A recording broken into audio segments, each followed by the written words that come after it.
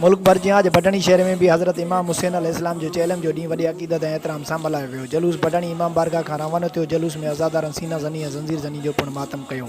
जॾहिं त ज़ंजीर ज़नी कंदे काफ़ी मोमिननि खे गहरा ज़ख़्म रसिया। हेल्थ खाते तरफ़ां डॉक्टर मोहम्मद ज़मान जखणी, मोहम्मद इस्माइल ऐं बख़्त अली खोखर जी मौजूदगी में टीम पंहिंजा सर अंजाम ॾींदे ज़ख़्मियुनि मोमिननि जूं मरहम पटियूं पिणु कयूं वयूं।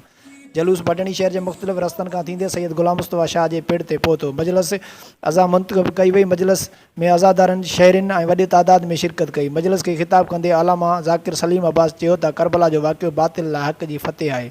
हज़रत इमाम हुसैन अलैहिस्सलाम पंहिंजे नाना रसूल जे दीन बचाइण लाइ लाज़वाल क़ुर्बानियूं ॾिनियूं।